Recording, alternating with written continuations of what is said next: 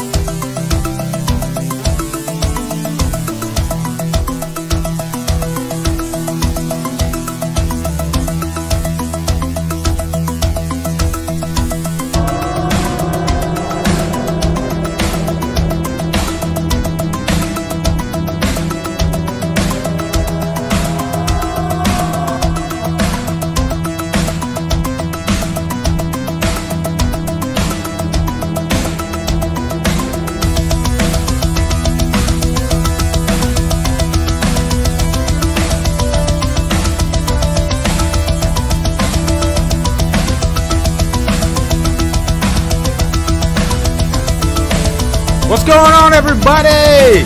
Welcome to another DDLive. Let's fucking party.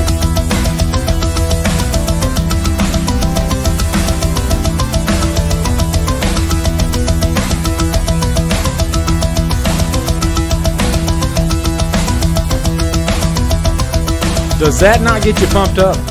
My God, that really gets me pumped up. That's Keith McCoy's rendition of, I like his last name, by the way, of a Chariot of Pumpkins from, of course, Halloween 3. One of the better Halloween movies out there. Hey, guys, where would you rank, since we're doing rankings tonight, where would you rank Halloween 3 in your Halloween ranking? All right? Let's start off with a bang. Can you guys hear me? I'm sure you can hear me. I love you guys. I love you guys.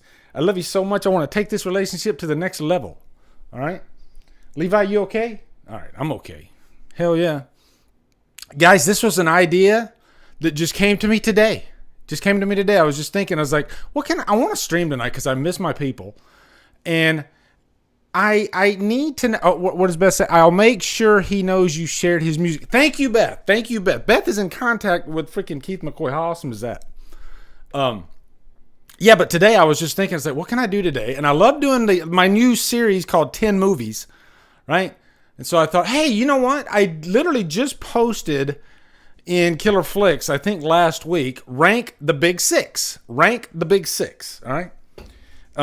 Rank the big six remakes, okay? That's a very important distinction. Not the big six themselves, not the franchises, but the remakes, all right? Because that's a very different ranking, right?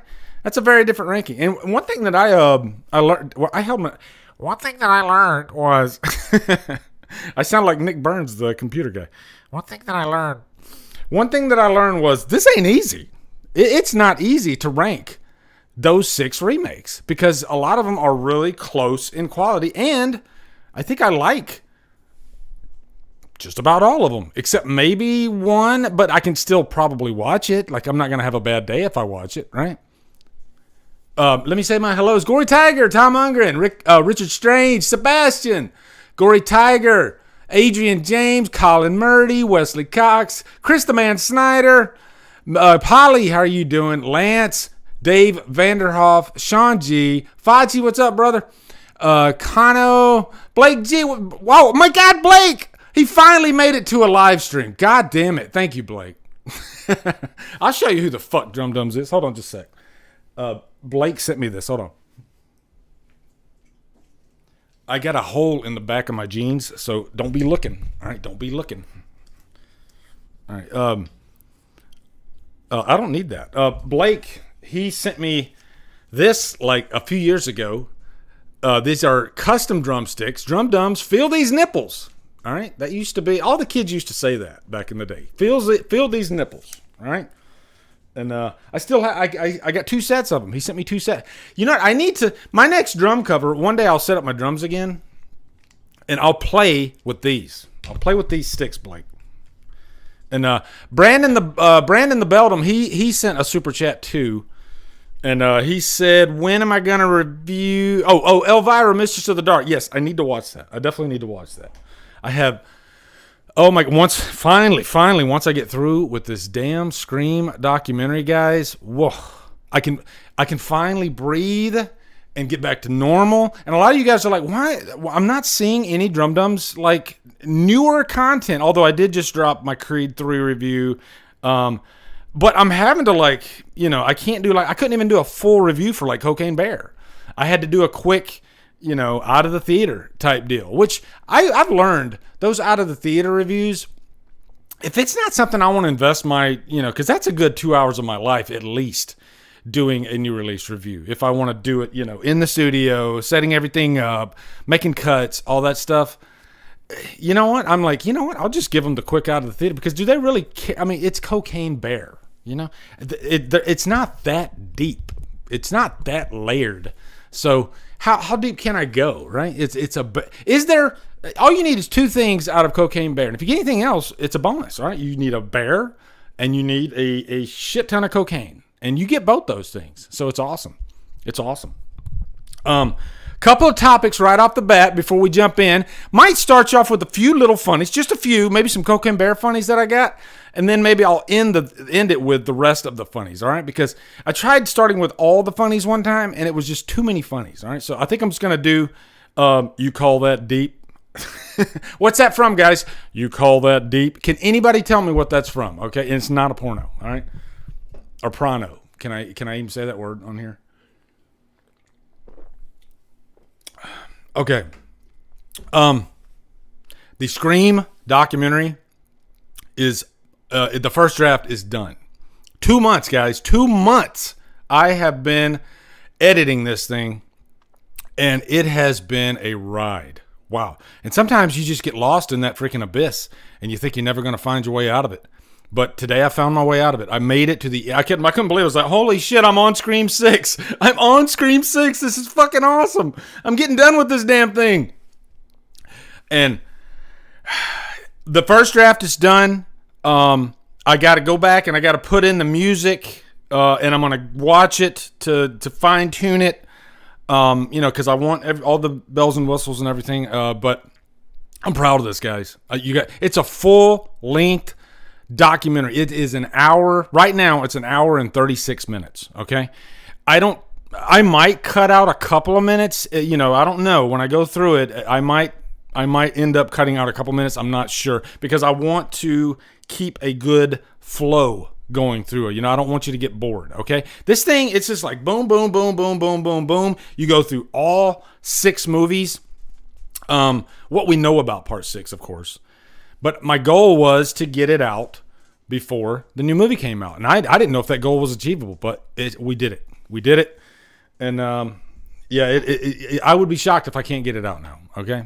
It's going to be awesome. But, patrons are going to get it, at least a day early, maybe a few days early. Okay. Depending on when I get the final touches done. But, like, when I did the Halloween documentary, I gave it to the patrons a day early, and it wasn't the final version. There were a couple of little fixes that I wanted to go back and fix in that one for the final version. So patrons might get the rough cut with the extra footage. Okay, and that's probably what I'm gonna do. I'll probably give the patrons the rough cut that has all the footage. All right.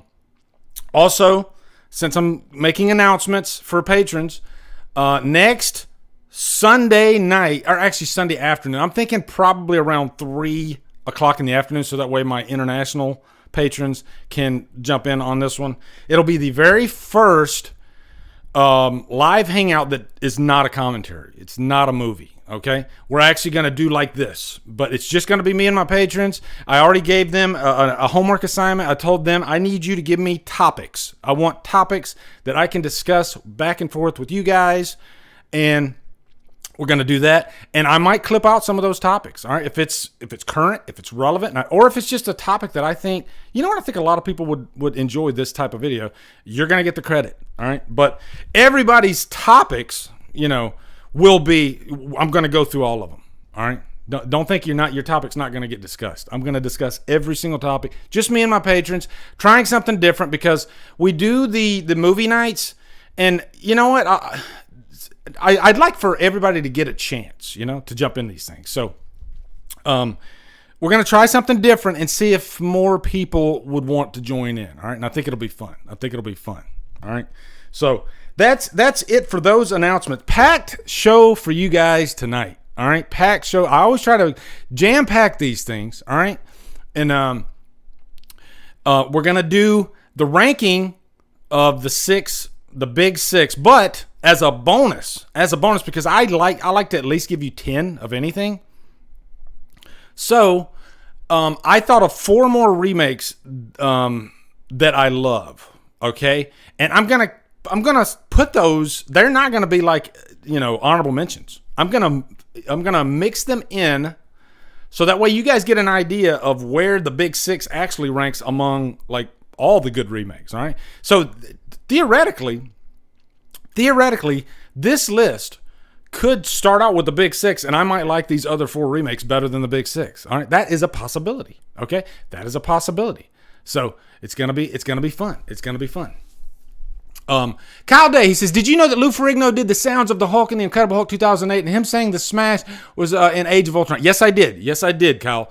Huge Hulk fan. I know that Lou Ferrigno did a lot of audio work for some of the MCU movies, and especially the Incredible Hulk 2008 and the 2003 Hulk. Okay, don't test me on my Hulk, Kyle. I know my Hulk. Okay, but I'm sure you guys could probably stump me on something. All right, what's up, Erica? Erica made it in the house. Jason, how you doing, brother? Brett, Good Real Hunting, Rosalia, Juno 2000, Lance. I'm seeing more people pop in here. All right, you guys are excited about this, aren't you? Everybody loves talking about the big 6 and the remakes. All right, so also. I'm going to be talking a couple of news stories. Got a couple of news stories for you guys. And then we're going to recap, and it's not going to be too long, but we're going to talk about the David Gordon Green trilogy. I figured it's been a long time since I discussed any Halloween. I let the dust settle for a few months, and I thought, you know what? Let's reflect. What are the lessons learned from the David Gordon Green trilogy? And some of you might start throwing rocks, all right? Because I'm telling you, Scream is great. Everybody's going crazy for Scream right now, but it's, besides the freaking leaks, of course, it's pretty civil. Stop it, Destiny. Stop it right now. It's pretty civil, okay, with Scream. Halloween, oh my God. It was tough. And I blame the Halloween fans, including myself, and I blame the non-Halloween fans, There's something about that franchise that just brings out the worst and the best in people. It's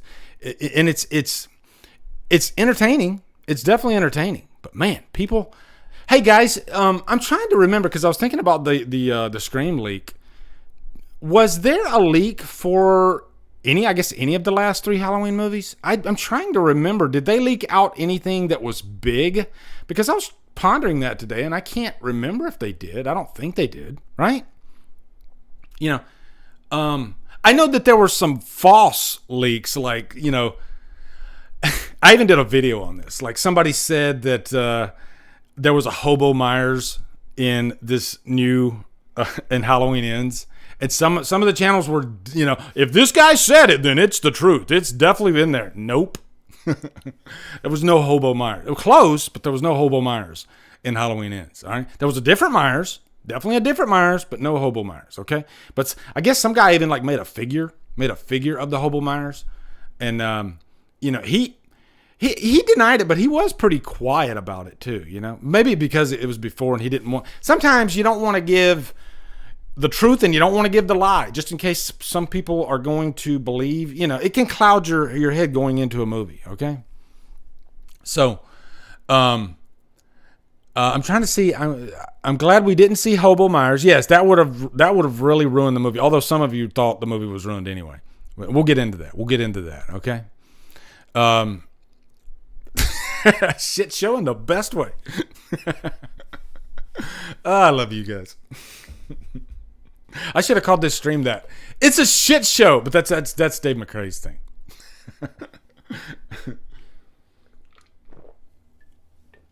Oh God. Okay. Guys, do you want to start off with a couple of funnies just to kind of lighten the mood? You want a couple funnies? If you want that, I'll give you that. Okay. Just a couple funnies. All right. Just a couple. All right. Destiny will get on to me if I give too many funnies though. So I'll give just a couple. All right. Just a couple. All right. Just because I like to get you guys going, all right? All right. Since you already seen that one, I guess I can go with that one. So guys, this is a long time ago, like way before a lot of you guys were born. James Hunt and Barry Sheen in the days before men could get pregnant. Because back in the day, when we had like Clint Eastwood, we had like Charles Bronson, those guys couldn't get pregnant. But now these days, some guys, you would think they can get pregnant, right? It's a different world we live in these days, all right? That's all I'm going to say about that. I'm going to give you a couple of cocaine bears, okay? Couple of cocaine bears. All right, here we go. I sound like I've been drinking cocaine. Pretty close, right? What are we drinking, guys? Jesus. I was tired before this, but as soon as I got on here, I swear, you guys light a fire. You light a fire, all right? All right, this one's called Cocaine Bear Scarface, all right? Cocaine Bear Scarface. Say hello to my little friend. Little friend. All right. Hey, any Scarface fans in there, guys? Can I tell you something right now? I love freaking water, orange soda, buy lemonade. Hold on, I got a question. Hold on. That's a good question. Hold on. Do you see Wesley Cox? He says, do you see horror movies going to streaming altogether and horror movies not going to theaters anymore? Hell no, Wesley. Hell no. And I don't say that trying to be cocky. I say that because horror outside of superhero movies is pretty much saving theaters. It really is. I think that's the only thing that they'll put in theaters because they know, A, they cost $10 to make, and B, they'll make their money back, And I think the horror community, it's more passionate than I'm not saying like superhero communities aren't passionate, but I think horror, they're passionate in, I think, a more positive way. We get our drama here and there from time to time, but overall, we're a family, and more importantly, we support. We go out and we like to support anything that's coming to the theaters. You know, like when Megan came. I remember I go on to the horror groups. And everybody's posting, yeah, going to see Megan, you know, or going to see whatever horror movies come, Skinamarink, you know, no matter what. Everybody's excited. They're excited not just because they're seeing the movie, but they're excited because they're supporting something. You know, you feel like you're part of something, right? Whereas I don't know if I'm right on this, but I think as like superhero fandom goes, maybe a little bit less a part of something. It's more antagonistic, you know, because you have MCU and then you have DCEU, and then you got DC, and it's just those parties, and then you got Star Wars, which is a third faction of it. So those parties, they seem to hate each other's guts. Whereas, yeah, we have like Halloween and Friday and Nightmare, but we kumbaya with each other, right, guys? We kumbaya, my lord, and we just, you know, we hold hands and we come together. Brothers, sisters, come together, rejoice. That's what we do, you know. I love Freddie just like I love Jason, just like I love Michael, right? It's all good. So, do you guys agree with me? Do you think horror is going to be leaving the theaters? I don't. I definitely don't. And hey, Cocaine Bear, just another example, you know. People were excited about Cocaine Bear. It's fun, you know. It seems like horror movies, when you mix comedy with horror, sometimes it's magic. It's magic. And I think that Cocaine Bear was one of those movies, you didn't even need to know if the movie was good or not. You just kind of wanted to see it just based on the premise. Okay? So, I'll give you a couple more, and then we'll go into the stories, okay? I want this, Cocaine Shark, that's got to happen eventually. Right? And there's another, now this one is happening. I think Bloody Disgusting is actually reporting on this, and as a matter of fact, it's going to be one of the topics. You know what? I'm not going to show it right now. I'm going to wait because this is going to be one of the news stories, okay? But here's the hint. Think Cocaine Bear, all right? So what could they make that's kind of like Cocaine Bear, all right? I'm not going to show you now. I'm going to wait, all right? But yeah, what could they make, all right? I'll give you one more of these. I don't want to talk about High Tension right now. We'll talk about that one later. Hold on. Because I posted, because we're gonna get in an argument about this, and I don't want to argue with you guys right now. Okay, so we'll hold on to that one. All right. Let me see. Hold on. Okay, we'll do this one. Ultimate choice. Okay. So I'm sorry, Jack. There's not enough room. And you know, there's no way that Jack would be getting up on that door. You know, even if he could fit on the door, because of those two items right there, he's not getting up on there. Okay, Pill Pop and Panda. That's hard to even say. Jack can die if that's the situation. Yeah. Those two bad boys. Do you guys say, how many of you guys have both those? All right. And I'm not bragging. Yes, I have both those. I'm looking at them right now. I got my horror Blu-ray shelf right here, and I got my horror Blu-ray shelf right here. And on the top of Mount Horror Sinai is the Friday the 13th box set and the Halloween box set. Okay? Yes. They are beautiful. Uh-oh, somebody tagged me in the... okay, I'll go ahead and show it. I'll just show it then. All right, I'll show it. And then we'll talk about the story later, okay? Let me close that out. Hold on. Omni tagged me on that, so... I'll show you the Meth Gator picture, because you're going to love this, all right? Guys, tell me right now, are you going to watch that? I need to know. I will be there day fucking one.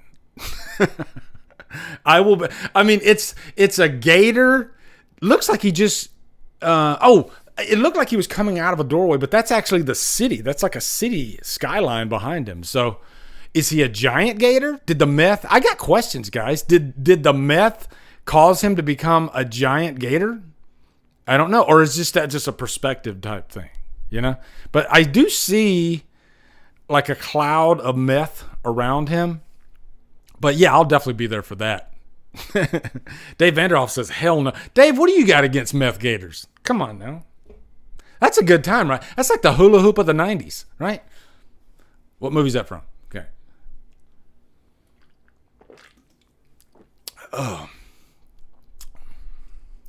Meth Gator. Best says typical guy. Is this a guy thing? Like, let me ask the ladies in my audience. Did you get excited for Cocaine Bear, or were you just like rolling your eyes? I need to know. I have questions. All right? I have questions. All right. But my point was about Cocaine Bear, Scarface. What's your favorite gangster movie, guys? Because I love Scarface. That's one I could watch every freaking year. I think there's 3, and I'm not going to say a movie that you think I'm going to say, okay? But my 3 favorite gangster movies, if I had to pick, would be Scarface, Goodfellas. Like, that's an easy one, Goodfellas. And this is the tough one. What would be? It would either be Casino or Carlito's Way. God damn, that's tough. I'll probably go Casino. Even though I love Carlito's Way. Holy, Billy Blanco from the Bronx. Oh my God, I love. Guys, have you ever seen Carlito's Way? Jesus. That's not just a movie. That's a fucking movie. All right? Carlito's Way, guys. Sean Penn won an Oscar for that role. He is just a sleazy lawyer scumbag. You know? Man. Yeah, Carlito's Way, guys. Jesus. You know what? I guess we'll do news first, and then we'll talk about the Halloween, and then we'll do the countdown. All right, guys? Here we go. All right. So the first news story is going to be Winona Ryder may trick or treat in horror anthology sequel. May? So that's not like, I didn't do my homework. I didn't read that article. I just saw it pop up a couple days ago. And, guys, this Trick or Treat movie, the sequel, I think it's been like go for launch like at least 3 times now, and something always stops it. I don't know what, pre-production can be a bitch. You got to put a lot of ducks in a row. There's a lot of money changing hands, and sometimes it goes farther than just the fans wanting it, because the fans have been begging for a Trick or Treat sequel for 2009. Let's see, if I do my Howard Stern math, let me figure this out. Okay, 2009. If I add 10 to that would be 2019, and then right now we're in 2023, right? So if I say 23 minus 19, I get 4. So if I take the 4 and I add the 10, I get 14, right? So that's 14 years since the last Trick or Treat. Now, the good thing about that is it's not like an age factor with the actors because it's an anthology. So the only returning character I would think would be Sam, and Sam's, he's a character in a costume. You could get any kid to play Sam, or I guess a little person. I don't know. Did a little person play Sam? I'm thinking he did because kids can only work for so long, right? All right, so let me go over to this article. Let's take a look. All right. Here we go. Let's go over this article. Winona Ryder may trick or treat in horror anthology sequel. Okay, let's check it out. Last October, writer-director Michael Dougherty mentioned during a Beyond Fest screening for his horror anthology Trick or Treat that a sequel was inching forward. Inching is your key word there. While the Superman Returns co-writer was quick to point out that the film, man, I just read Superman Returns and I was just, oh Jesus, that's not a good movie. Which introduced audiences to the Freaky Sam, wasn't greenlit. It was very active development. Now, according to the industry insider, Daniel RPK, legendary actress and blossoming screen queen Winona Ryder might be starring in it. He had no more than that. If true, Ryder's really emerging as a genre film fave for big ticket film and series. What with Warner's Beetlejuice 2 and said to be on the docket for her in the coming months. As for Dougherty, whose other credits include... So we don't need to read any more of that. Okay. So what does this tell us? This tells us that it's still very, very, very much up in the air. And it tells us that we have been down this road before. We have attended this rodeo, and we usually know how this rodeo ends. So I would say if your heart is on fire for a new Trick or Treat movie, just a little patience. All right, just a little patience, guys, because I don't know. And the thing too is, like, when you attach an actor to a project, you want that project to be in motion, go for launch. Okay, we have a green light, and now we are shooting. We have a date, we have a schedule. But when you don't have those things, and you have an actor online for that, more than likely that actor is going to fall through. If they're a working actor, which Winona Ryder is very much so. Okay, they have a certain window that they have to lock down for any project that they do. So I'll believe it when I see it, but I think this is just another one of those stories that just pops up and then it's gone. And then maybe 5 months down the line, we might see another Trick or Treat story. I hope I'm wrong. Because I love Trick or Treat. It's a fun, October movie. I watch it every October, usually on Halloween, and So, and I love that it's an anthology. Because we did, Halloween 3, that experiment back in the day did not work out, but now we have something similar to that, right? And Halloween 3 wasn't even, it wasn't an anthology, meaning that there weren't like, multiple stories in that movie. There was only one movie, so one story. So yeah, guys, I don't see it. I'm being pessimistic here, and I know some of you are like, damn it, I thought this was going to happen, but from what I just read there, that doesn't tell me anything. All right, that tells me that somebody like bumped into Michael Dougherty with a microphone and he spilled out Trick or Treat and Winona Ryder, but that's about it. She might be in it, so it's a shame. I was hoping that story was going to be a little bit more delicious, but no, not so much. All right. Let's go to the next story. Okay. I like doing news stories, right? They're fun, guys. And we know what the next story is. It is Attack of the Meth Gator. Slow news day, folks. No Scream 6 news for you guys, okay? There's 17 TV spots, but I didn't preview them, so we're not going to talk about them. And that's normal. Anytime you have a major big movie like Scream coming out, like Halloween Ends. When Halloween Ends came out, oh my God, there were a freaking onslaught of TV spots. And I mean, I tell you guys, if you don't like spoilers, avoid those TV spots because they tend to, like, especially like the day before a movie comes out, avoid any TV spots. Because then let's just go ahead and give them the whole goddamn story, okay? Let's just go ahead and give them the first, second, third act. Let's show them who the kid, it's like Terminator Genesis, when they did Terminator Genesis, and the TV spots at the, in the final hour, they literally showed you the big secret of that movie, which I won't say what, even though most of you might have seen. I don't know, but if you in the future want to go down a Terminator, road trip, I don't want to spoil it for you, okay? Because it was a massive spoiler that they just dropped right there on the fucking TV spot. It annoyed the shit out of me. I tell you that. Kind of ruined the movie for me, even though the movie's not that good anyway. But yeah. All right, Attack of the Meth Gator. The Asylum teases their own Cocaine Bear mockbuster. Asylum, I think they're known for quality horror movies. Am I right on that, guys? No? With Cocaine Bear now playing in theaters, it was only a matter of time before Asylum whipped up their own mockbuster take on the buzzy horror comedy. And indeed, they've unleashed the first look at the upcoming project today, Attack of the Meth Gator. Asylum tweets, "Hold our beer, coming for your life this summer." All right, this summer. Along with the tweet is an early poster art for the Attack of the Meth Gator, which presumably centers on an alligator who ingests a whole bunch of meth and eats a whole bunch of people. That's all. That's only two things you need right there. Is the Asylum just messing with us all? In a follow-up tweet, I'm going to tell you they're not messing with us, and I'm going to tell you why here in just a second, okay? From the official account, the studio promises that the film is very much real, and we shouldn't expect anything less.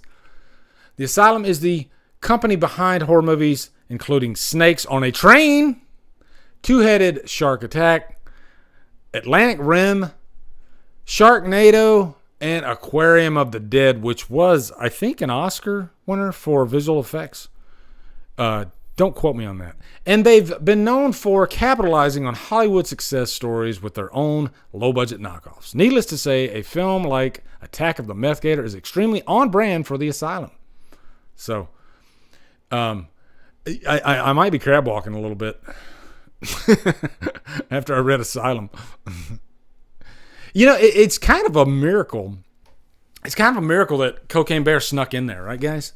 I mean, it's a universal picture, and the only way that movie got made was you had some money behind it. You had Elizabeth Banks behind it, and you have some big, high-profile names, and that can get really any movie made if you think about it, guys. With the right marketing campaign, really the story doesn't matter. It's all about the name and the money behind it, and you can pretty much get anything made. All right, and what did any of you guys see Cocaine Bear yet? I'm sure some of you did. What did you think? What did you think? Now, what I was telling you is why that's the real deal and why that Meth Gator could be made was because it made me immediately think of Canon Films. All right, because Canon Films, they were like, I call them the Pop-Tart studio. Meaning they would churn out like your normal like 6-week shoot schedule. They would have probably 3 movies in production during that. 3 different movies in production during that.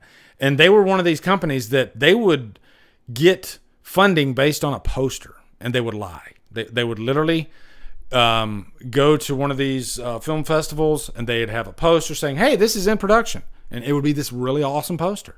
And they would get funding. Oh my God, that looks amazing. Here, take all my money. And then they would give them, a couple $1 million. Go make the movie, and then you get Death Wish 3. So, guys, by the way, if you have never seen the Canon Films documentary, yes, I think it's called Electric Boogaloo, the Canon Films documentary. One of my all-time favorite documentaries, and probably one of the documentaries that I've watched the most. So that's my next question for you guys. 1, do you like documentaries? And 2, what is your most watched documentary? It could be a music documentary, could be any movie documentary. Tell me a documentary that you can't get enough of and you find yourself constantly throwing it on. Do any of you guys do that like me? Because I'm addicted to documentaries. I like music documentaries. I can watch music documentaries on bands I don't even like, just because I like the minutia, the behind the scenes, how it all comes together. I love that shit. I love that shit. So, I will tell you the horror doc that I probably watched the most, I guess besides Halloween, is The Shocking Truth. The Texas Chainsaw Massacre documentary. That is a documentary. That's a great freaking documentary. If you want to know about the famous, legendary dinner scene, that documentary tells you, spells it out, play by play. 26 hours, rumored to be up to 30 hours of a shoot. It stunk so bad because of the rotting food, because of Gunnar Hansen, because everybody had to wear the same outfit, and it was 100 and like freaking 6 degrees in there, and people were losing their minds. So when Sally is screaming at the top of her lungs, she's not acting. She's completely losing her mind. Yeah, Erica said Never Sleep Again. That's a great one. I've watched that one quite a few times. I love Crystal Lake Memories. I hate to complain about a documentary being long. Okay, it's a 7-hour documentary, so it's hard to watch that in one sitting. But I think it's a different type of enjoyment because I can throw on. I want to watch how they did parts 1 and 2, and so I'll just watch. I'll watch like bits and pieces of it, and it's great. It's really great. It's almost like an encyclopedia, a video encyclopedia of the entire movie. Spinal Tap's classic. Fuck yeah. Empire of Dreams, Star Wars. Adrian, thank you very much. That is one of my most watched documentaries. Empire of Dreams. That is fantastic. I love that documentary. I've seen it so many times. If you want to know, the entire process of making the original Star Wars trilogy, George Lucas, all the drama that went on behind the scenes, how George Lucas had to be checked into the hospital for exhaustion for the first movie. Because he didn't direct 2 and 3, Empire and Return, but yeah, just great stuff. Beth says, when I want something new to watch, I pull up one of the In Search of Darkness docs, and I pick a decade and find a film to check out. That's the one thing I love about the In Search of Darkness docs is I always have a pen and paper ready because there's so many freaking movies on there that I've never seen, and I'm like, oh, I gotta add that to my list.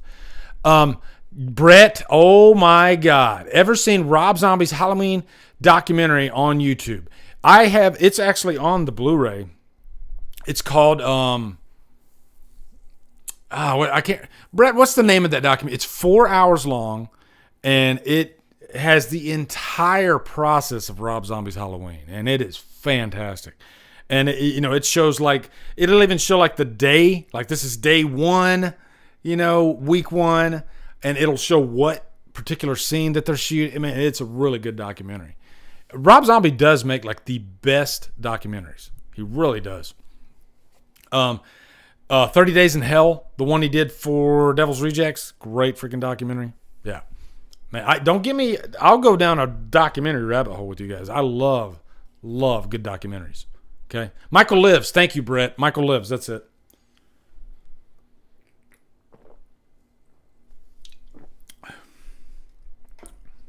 One thing I liked about that documentary too. And by the way, guys, I've done a top 10 horror documentaries video. Did it a couple years ago, and it was one of the funnest videos I ever put together. I was like, this is something that I don't see anybody doing. We see all these top 10s, but I never see anybody talk about documentaries. And so I was like, I know at least 10 great horror documentaries, and I put that thing together, and it was just so fun to make that. So I urge you guys to check that out if you're looking for some good horror documentaries, because every single one of those, all 10 of them, are great, really great. Did you see Moon Age Daydream? No, I did. What is that one about, Eric? Is that a documentary? I don't think I've seen that one. Rosalia says Room 237. Yes, I've seen 237. That one's a really good one on The Shining. Definitely. I had another thought about documentaries. Damn it. See, I go down a freaking documentary rabbit hole. There's a million of them. A million of them. Okay. Laurie, let me see. Do we want to listen? Okay, let's do the Halloween stuff now, okay? Let's do the Halloween stuff. New documentary. Yeah, I thought that sounded familiar. I actually have the, I think that was Neon. Neon's the studio that did Moonage? Is that Moonage Daydream? And they sent me their whole 2022 haul for awards season. And I noticed that on there. I was like, I got to check this out because I like David Bowie and I love music documentaries. So I need to finally watch it. All right, so topical slides. This is, oh boy. Okay, here we go. I'm going to try to make this as short as possible, even though we're making good time. It's not even an hour in yet. So I think we're making good time. Kiss Second Coming, Dave Vanderhall. Dave, I'm glad you brought up Kiss too, because Roger from Slasher Pepper, check him out on Instagram. He does a lot of interviews and stuff. Young kid too, but he loves old, classic rock, stuff like that. But he reached out to me and he wants to do a kind of a Kiss tier ranking. So this will be my first tier ranking too. So and what that means is, we'll have the top level out. This album is a 5 out of 5, so that's going to be the top tier. Working your way down, and then we'll take the albums and we'll, put them where we think they go. I would put Creatures of the Night, Lick It Up. I would put those two albums top tier. Okay, Destroyer top tier. Okay, The Elder. No, I'm just kidding. But yeah, so I said, fuck yeah, I'll do that. So we're going to be doing that sometime soon. I'll probably have him on my channel. We'll probably do it on my channel. So if you're a Kiss fan, you definitely want to tune in for that. That's going to be fun. Wow! I look at you and my blood boils hot. Okay. I can't sing like Paul Stanley, you know. Everybody gives Paul Stanley shit for lip syncing, but you try singing like Paul Stanley, okay? I love Paul Stanley's voice, by the way. But the guy is freaking in his 70s now, I think. So I cut him some freaking slack, okay? And by the way, guys, I saw Kiss, all 4 original members in makeup, 1999, okay? And it's a memory that I will have for the rest of my life. But I'll even say, seeing them in the Revenge Tour in 92 was equally as awesome with Eric Singer, Bruce Kulick. Because your playlists are going to be different, right? Like Kiss, when they're in makeup, they usually mostly do the 70s stuff. But when they toured in the 80s, you got a lot of the current 80s stuff. And it was really, really nice. You know, I'd say most of it was loaded with 80s music. And, you know, controversial opinion, but I love 80s Kiss. I do. You know, they're a little harder. I'm a massive Eric Carr fan, the drummer.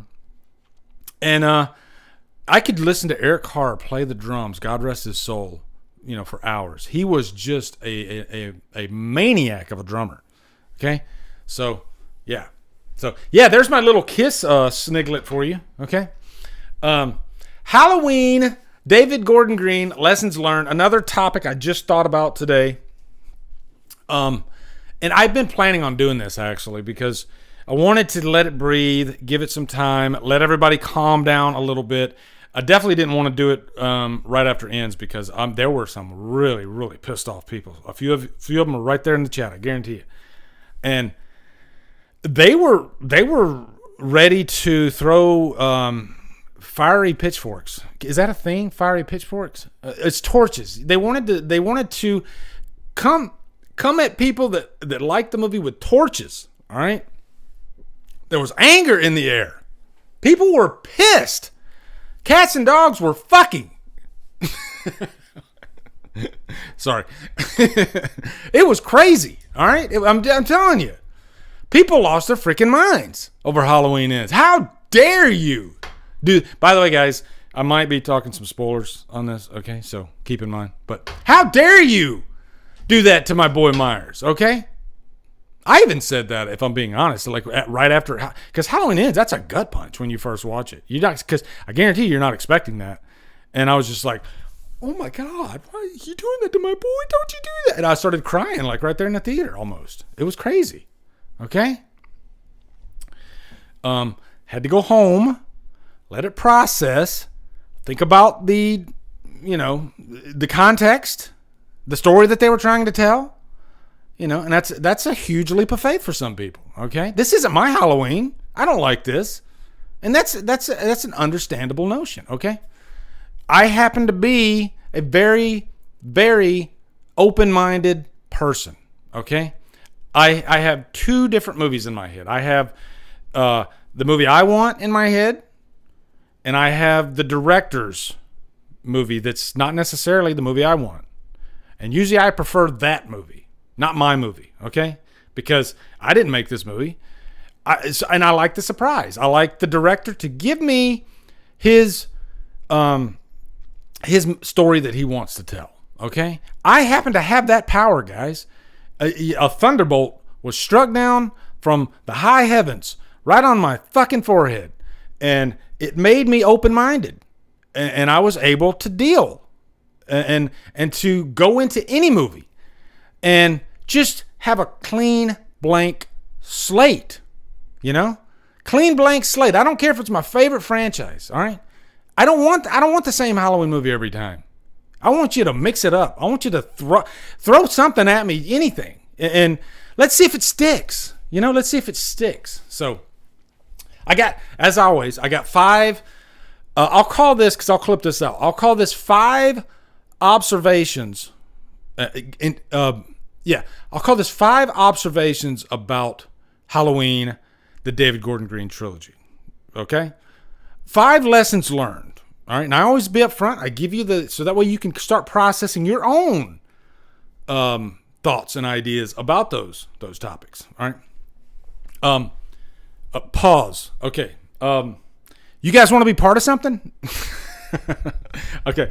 I'm gonna I'm going to try this. All right. I'm going to try this. All right. So everybody just don't move. All right. Here's what I'm going to do. Okay. I don't like my little ending of my clips. I hate it. Okay. I hate it. If you've watched my recent clips, I have a little thing there at the end where I say, hey, this is my clip, doo-da-dee-da, whatever.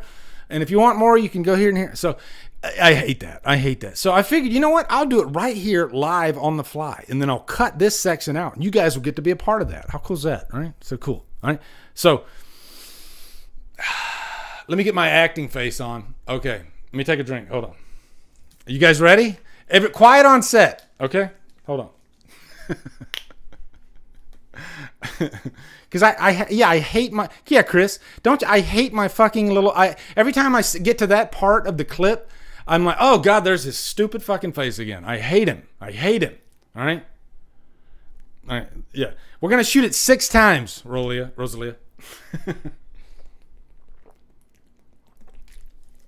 All right. I might have to do 2 takes. Okay. You guys are part of something right now. Okay. So, all right. All right, here we go. Okay. Action. All right, here we go. I can't I can't keep a straight face. Damn it. Okay, hold on. All right, here we go. I've never done this before. This is weird. Okay. All right, here we go. 5, 4, 3, 2, 1. Okay. What's up, guys? You are at the end of the DDLive clip. What I do is I like to clip these out if I think the topic is important or something that's newsworthy. So thank you for watching. And if you want to watch more, you can go over here. You can go over here, click on one of those. And hopefully I can do this for 20 seconds, which I think I did. Okay, so yeah, thanks for watching, guys. Guys, you were great. Everybody give yourself a round of applause. Was that a bad take? Should I do a take 2? Was it really bad? Guy, tell me, should I do take 1? Should I do take 2, or is it take 1 just fine? Is that going to be good? Okay.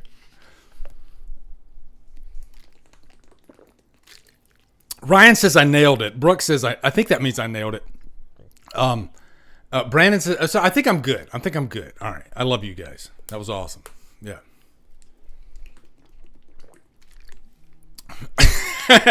Beth wants to, now we want to see this again. I'm not falling for that. I gotta watch you. Yeah. Cut, print. All right. Where's the craft services table? What if I had like a craft services table like right behind me? And I had like cinnamon rolls and donuts and all that bullshit. Yeah. Okay. All right. Here we go now.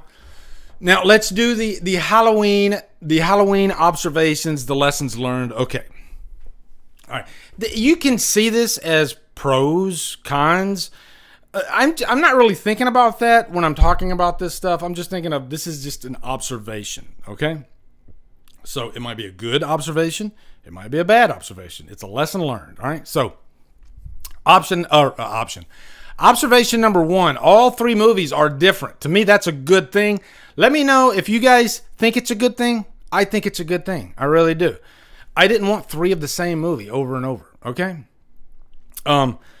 If you look at Halloween 2018, that is very much kind of an origin story, a return of the evil. Okay.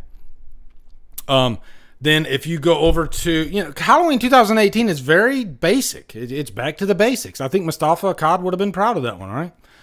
Halloween Kills, let's ratchet this baby up quite a few notches, and let's give them one of the best, most awesome slasher movies that you can possibly imagine, okay? And I use that term loosely because I know a lot of people don't like Halloween Kills. Although after Ends came out, I didn't really hear people complaining about Kills too much anymore. I don't know if that's a good thing or a bad thing. But I think you got to admit that at least Kills delivered on that promise of giving you a Myers that was just a force. Complete insanity. And I like that it played around with this whole notion of confusion and chaos and, knee-jerk reactions. I often think about I don't know how many times you guys have watched Halloween Kills. I've watched it quite a few times, and every time I watch it, it's a little bit of a different experience. Okay. When I first watched that movie, first couple times I watched that movie, I didn't like Tommy Doyle, and I got rather frustrated with the character the first few times I watched it. And then something weird started happening. With each new watch, I started kind of looking at Tommy Doyle in a different way, because this is a character that at least he tried to do something. This is a character that immediately, he didn't hesitate. He said, we have to stop this now. His mistake was he didn't, stop and figure out what was going on. He didn't take his time and just, what's the word I'm looking for? It was knee jerk. Okay. He was just having a knee jerk reaction. And a lot of times when you don't stop and think about what you're doing, it's like when I do like a video, and I sit down and I'm like, so I don't screw it up, I want to make sure that I do this and this and this and this, and I want to talk about all these things. Okay. I think Tommy Doyle, he panicked, and he didn't take a chance to actually sit down and say, what am I dealing with here? This isn't a man. So he didn't do any of that. He just completely panicked, freaked out, and it royally cost him his ass and a lot of other people's asses. Okay? So now when I watch the movie, I kind of feel sad for Tommy Doyle, because at least he tried something. At least he wasn't a coward. There's worse characters out there than Tommy Doyle. And we often, in movies, we only have two character observations. I like this character because he succeeded, or I hated this character because he did nothing. And we don't think about what's in between. Those characters that did try and they didn't succeed. Like hell, the first Rocky. Rocky, he just wanted to go the distance. So I guess in that sense he succeeded, but he didn't win the fight. He didn't win the fight at all. He lost. Okay? Could he have beaten Apollo Creed? Probably, but I think in his mind, he probably didn't think he could beat him. I think he even says it in the movie. He's like, I can't beat him. It's hard when you have a mountain in front of you that's the size of Everest, and you automatically come to the assumption that I can't do this, but I'm going to try. I'm going to at least try. I know I'm going to fall on my face. So that's kind of what Tommy Doyle did, and I kind of appreciate the character now. So yeah, but Kills, very different movie than Halloween 2018. Okay. And I like that the whole movie was just chaos. Even at the end, it was just absolute chaos. So then you got Halloween Ends, which, a lot of us thought that, okay, well, how are they going to end this thing? And I think originally it was going to take place on the same night. Thinking back, I'm so glad it didn't, if I'm being honest. I'm so glad it didn't. I like that they waited 4 years. And I heard that complaint about Laurie Strode, and in 4 years, she would be, she wouldn't be afraid of Myers, but she had those 4 years to really think about the situation, what I was just talking about. And she decided through therapy and through all this stuff, you know what? I'm just going to try a different approach. I'm going to walk away from this. I'm going to let it go. That is an approach in therapy, to say goodbye to something. Your demon, let it go, and move on with your life. And that's what she chose to do. So it was a different approach. And then you had this completely different story about this other character. So we kind of pushed Myers to the side, and that scared me at first. But when I sat down, because I'm open-minded, I was like, let's see where this story goes. And I ended up falling in love with it, especially on multiple watches. So yeah. When I step back and I look at those three movies now, I'm satisfied. I'm quite happy, actually. Are they perfect movies? No. I don't think they're perfect movies, but you know what? They're, in my mind, okay? In my mind. I'm not speaking for you guys, but for me, I think they're almost a perfect trilogy. And when I mean perfect trilogy, I don't mean all three movies are perfect. I just mean all three movies, they accomplished what they set out to do. They're not complete duds, and I get enjoyment out of all three of them. That's what I mean by a perfect trilogy, which I already kind of discussed part 3. But anyway, so let's go to the next one. Open mind required. Imperfectly perfect. Thank you. That's the perfect way to say it, Beth. That's exactly the perfect way to say it. But observation number 2. You had to have an open mind when watching these 3 movies, okay?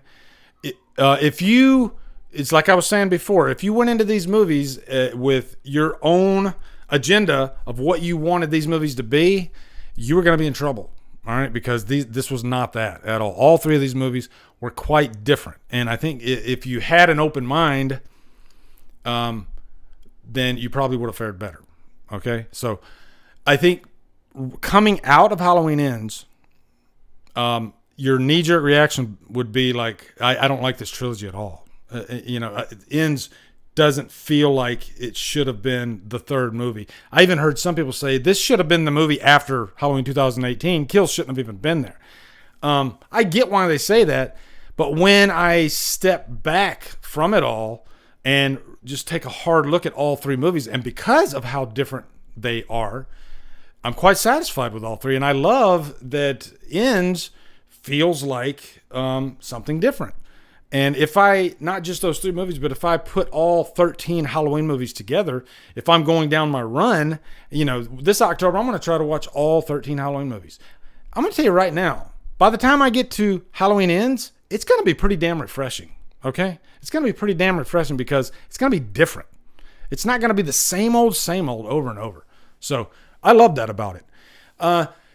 Observation number 3, they're not perfect movies, but are they a perfect trilogy? I just answered that in my mind by the definition that I'm making up on my own. Yes, I think it's a perfect trilogy, meaning that I enjoyed all 3 movies. Does that mean I like all 3 movies equally the same? No.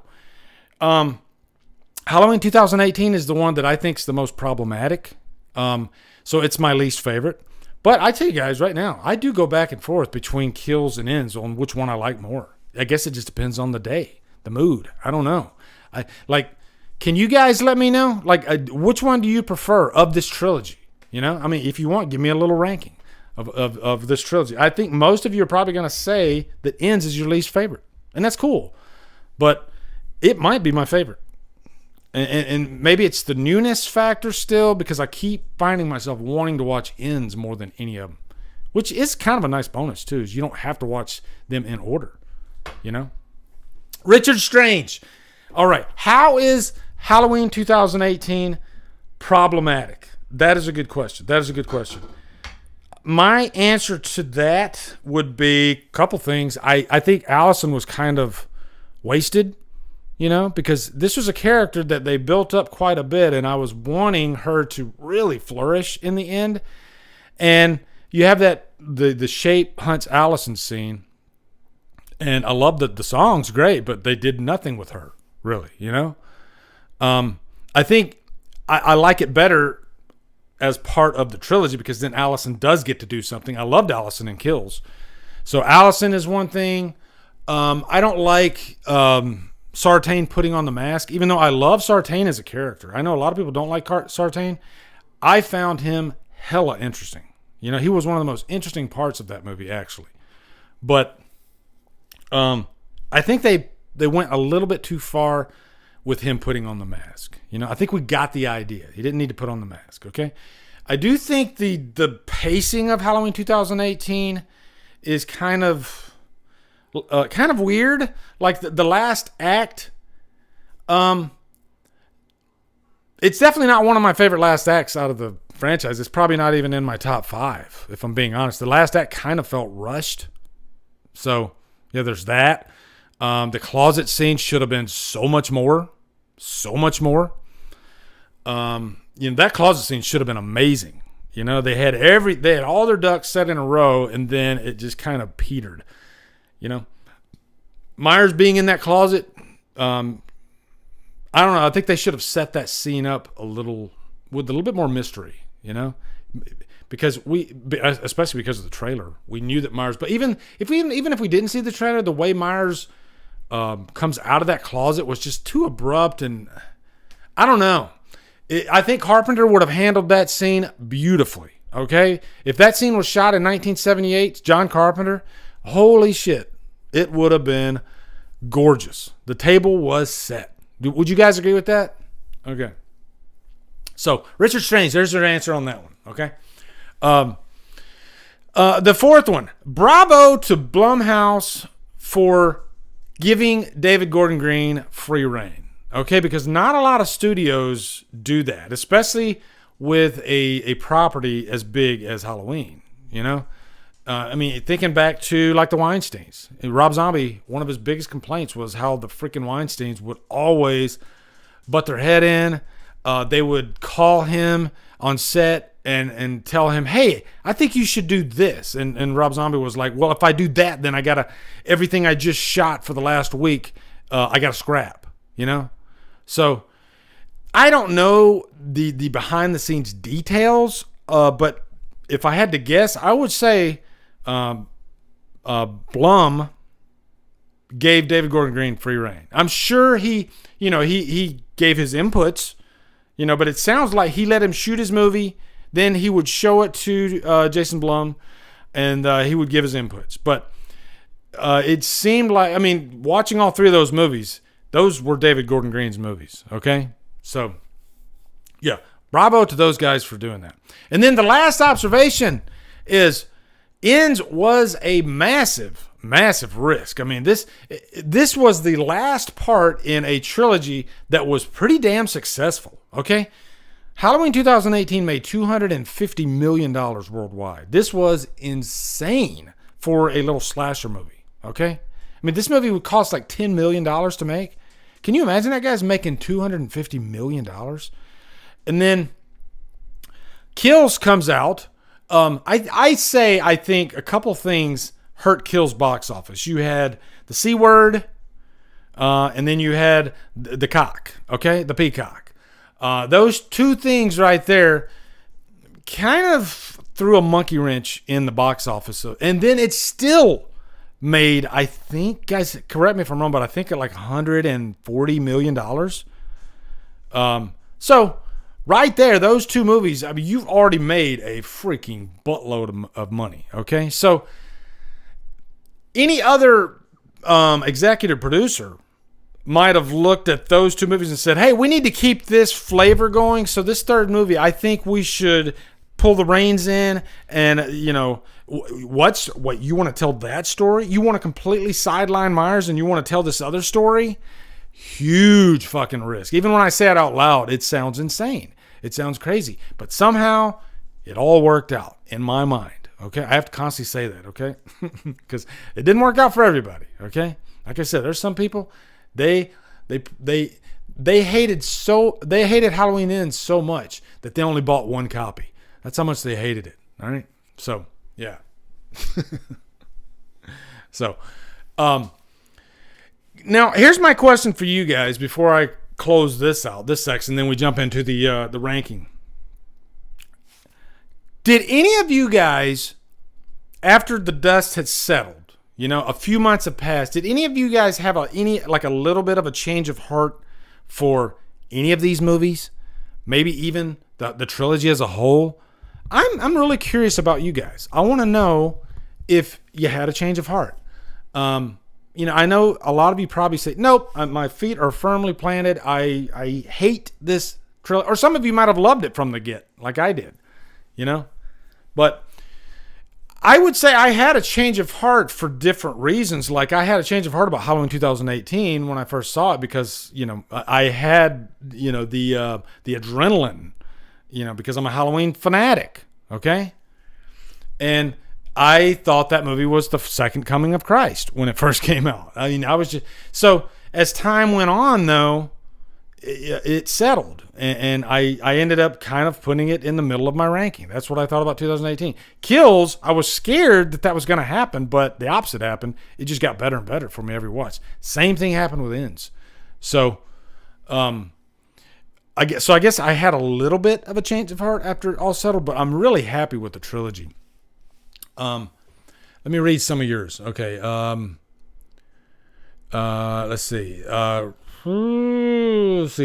Polly said she loved Kills on the second watch. I really loved Halloween Kills on the second watch. Ryan Underwood says, honestly, I loved all three. Perfect, no, but still great in my eyes. Sebastian says, Kills is the most fun Halloween movie I've ever watched. If I'm in the mood to see Michael slashing people, yeah. That's the thing, too, is like, it depends on your mood, because if you're in the mood for just a good old slasher movie, like there's quite a few days where I'm like, damn, I feel like throwing in, like today, I was watching Megan. Yes, I'm going to finally give this, because I didn't really care for Megan. So I was like, I'm going to watch this unrated cut. And I got about 45 minutes in, and I was like, I feel like I want to watch Halloween Kills. This ain't doing anything for me. So I guess it's not fair because I didn't watch the whole movie, but I can tell you right now, my opinion on Megan's still the same. Unless something completely insane goes in the second half of the movie, you know, because of this unrated cut. And I've heard the changes aren't that, you know, big. So, yeah. But Million says, Blumhouse told us exactly what to expect going into all three films. I don't know why folks still expected different.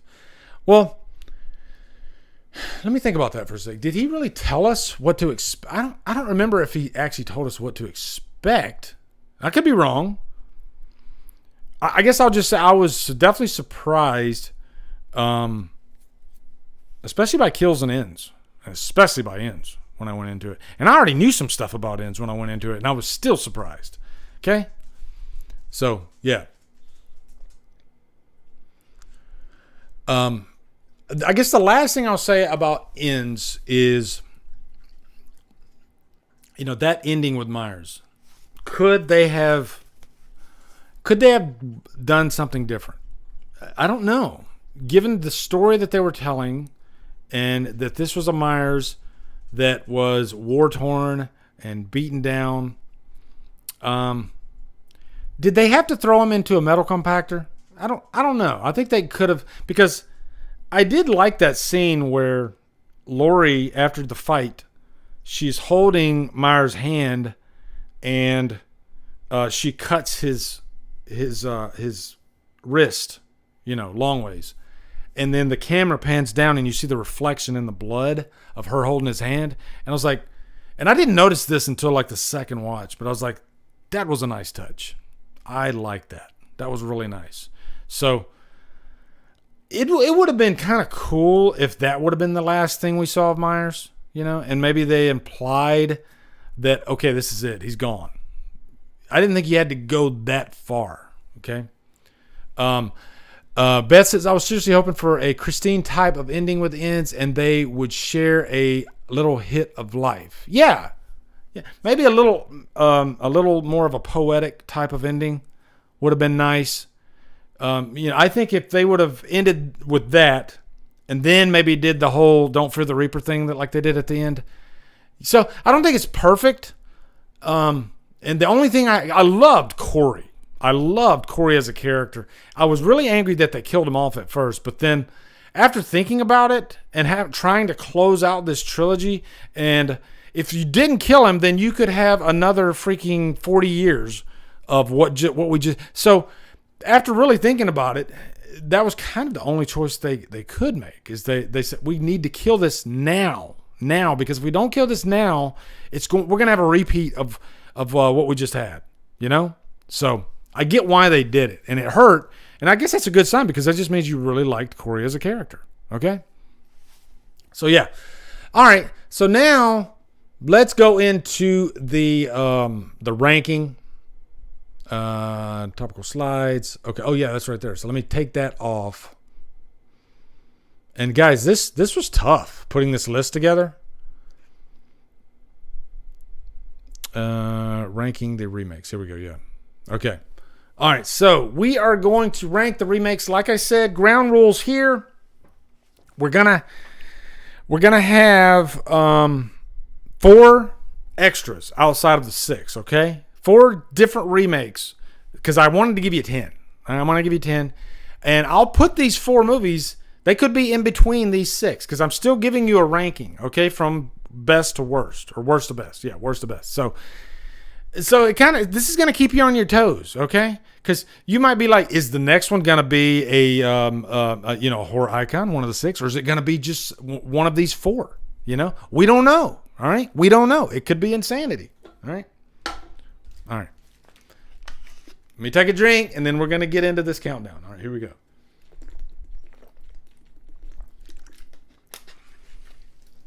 All right. Any Motley Crue fans? I got my Motley Crue t-shirt on. Okay. Shout at the Devil. That's a great fucking album, right? Okay. All right, here we go. Ranking the remakes. All right, so let me go to number... Okay, let me ask you guys this. Where do you think, because I'm the Halloween fanboy, where do you think I'm going to put Rob Zombie's Halloween before we get into this, all right? Where do you think I'm going to put Rob Zombie's Halloween, all right? Because you know me, I'm the Halloween fanboy. Halloween's my bread and butter, okay? So, just curious. Out of these 10 movies, these 10 remakes, where do you think I'm going to put Rob Zombie's Halloween? Okay, Richard Strange says 3. He says 3. Could be. Number 4, Brandon. All right, yep. Number 10, Sean G. I don't know about that. Number 10, geez, the worst out of this list, and I'm a Halloween fanboy. Austin says number 2. Brett says number 2. David Thornton says bottom. No, there's no way I could do that. Right? 7. Beth says 7. Maybe 7. I think that's a good number. 5. Yeah, I tell you right now, there's no way it could be number 10. All right, there's no way. All right. Actually, it is. Rob Zombie's Halloween is my least favorite of this list of remakes. So of the 6, it's Rob Zombie's Halloween. Okay? It's Rob Zombie's Halloween. I've watched Rob Zombie's Halloween a million times. There have been times that I've enjoyed it. And that should tell you about this list too. Like, I think I like just about every one of these movies. And even Rob Zombie's Halloween, I can find some... overall, I don't like the movie. Okay? I'll tell you that right now. And it's one of my least watched Halloween movies. I would even say I might watch Resurrection more than Rob Zombie's Halloween. It's just a tough watch for me. Okay, guys? It's just a tough watch. And the weird thing for me is Tyler Mane is a phenomenal Myers. He really is. I like the look of this movie. It's got some major pros about it. Visually speaking, it should be one of the best Halloween movies. When I first saw the trailer for Rob Zombie's Halloween, I was scared. I was like, "Oh, that looks like a scary Halloween movie." That could be one of the best Halloween movies ever. It looked that good. But it's the characters. A lot of the characters, or maybe Rob Zombie's world, doesn't fit with Halloween. And guys, I love Rob Zombie's Halloween too. I do. But I would say out of all of Rob Zombie's catalog, Rob Zombie's Halloween 2 feels a little bit... It doesn't have that... I don't know what you'd call it. The trash element. The white trash element like most of them do. Most of his movies do. There's an artistic approach, I think, with Rob Zombie's Halloween 2. I love that movie. Always have. But the first Rob Zombie, just because it feels like 2 movies kind of sandwiched together. Rob Zombie will even admit that. I don't even think he likes the movie. Okay? It's just a little off-putting. Okay? And I'm probably not explaining myself that well, but yeah, I never feel like throwing this movie in. And I think there's way too much screaming. Way too much screaming in the last act. Okay? Poor Scout Taylor Compton and her vocal cords. Jesus. And I'm not, Trina, you made it just on time because I'm on number 10. Okay. So you arrived precisely when you mean to, just like Gandalf. Okay. Yeah. Guys, do you agree with me on this about the screaming? Did the screaming kind of get on your nerves? I had a headache at the end of that movie. It's like, gee, is she going to scream the entire fucking last act? And again, not really Scout Taylor's fault. I just don't think she had that much in the way of dialogue and direction. A good director is going to notice those things and tell that actor, maybe not. Maybe we try something different and give a little bit more variety. You know, yeah. In real life, yeah, you're probably going to be screaming at the top of your lungs. I get that, but movies are art. You know, and I use that loosely, okay? But movies are art, and they're entertainment. So you have to entertain your audience, okay? You're not trying to give a life lesson. You're trying to entertain your audience. You want to keep them on their toes. Screaming for 20 minutes is not keeping them on their toes, okay? So, yeah. Okay. I'm not a prude, but that thing with her and the bagel was just, those little moments too, a little bit like, that shouldn't be in a Halloween movie, you know? The bagel thing? Yeah. And that was just the least of its problems. Okay. Number nine. I'm already having a blast with you guys. This is fun. All right. Number 9. Okay. And by the way, guys, and let me show you. You can see the big 6, just in case you're wondering who the big 6 are. In my mind, you got Chucky, you got Michael, you got Freddy, Leatherface, Jason, and Pinhead. Okay. Somebody on Instagram said, hey, Ghostface deserves to be in the big 6. Yes, he does. But there's no remake for Scream. Okay? So I can't put him on the list. There's no remake. These have remakes. Okay? So, yeah. So back to the countdown. Number 9. A niner is Hellraiser. And guys, I watched this movie again today. And this was my second time watching it. And it's got some greatness in there. I mean, David Bruckner directed this. David Bruckner is a fantastic director. It's a beautiful movie. It has that Hellraiser flavor, you know, in terms of like the whole lore of the whole thing, and especially the kills. There's plenty of chains in this movie. The cinematography is gorgeous, although I would say maybe a little on the dark side. Oh yeah, on the dark side. Eddie and the Cruisers is not in Hellraiser, okay? But my biggest problem with the Hellraiser remake is the characters outside of the Cenobites. I will say the transgender person that played Pinhead is freaking phenomenal. Doug Bradley would be proud. Okay, and I think he is proud. I think he has stated, he's given it his stamp of approval. It's an amazing performance. And you want to have the right look for Pinhead, and that person has the right look. It's gorgeous. Like, there's a little bit of a sexy side to it, but there's also a terrifying side to it. The makeup is on point. Best Pinhead we've had, and I would be happy moving forward for that person to, you know, consistently play Pinhead. Fantastic job. Jamie Clayton, yes. I was trying to remember their name. Jamie Clayton, wow. Amazing job. And really, Jamie Clayton is the best part of this movie, okay? They take way too long to get to Jamie Clayton, but when they show up, wow.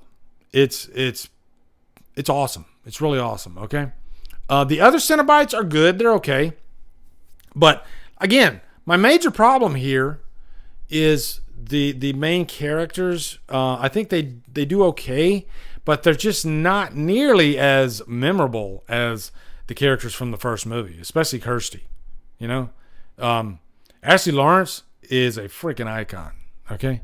And you don't really get any of that in this. So that was kind of my main problem with the Hellraiser. And I wanted to watch it again because I didn't really remember it as much, and I wanted to give it a fair shake. So I'm glad I did throw it on. And it's good. It's definitely good, but I just think there's some problems there. There's definitely some problems there. Okay, so all right, next one. Are we gonna be in the big 6, or could it be something that, you know, that slips in there? Because I want to give you a 10. All right, so next one, Let Me In. All right, I wanted to showcase 4 remakes that I think are highly worth your time. Let Me In is really, really good. Okay, I'll even say this. Let the Right One In is probably one of my favorite vampire movies. You know, that movie is perfection. And I love the, it's just a different type of vampire story, and that idea that if you are a child and you become a vampire, you stay a child for eternity. And this movie explores that story and how grueling that would be, because you could still fall in love, but you can't. Your life's going to be different. Let's just put it that way. Your life's going to be a lot different. And this is a person that's hundreds of years old. So it's really amazing to me that a vampire story about children ends up being one of the best vampire movies I've ever seen. And it's very emotional.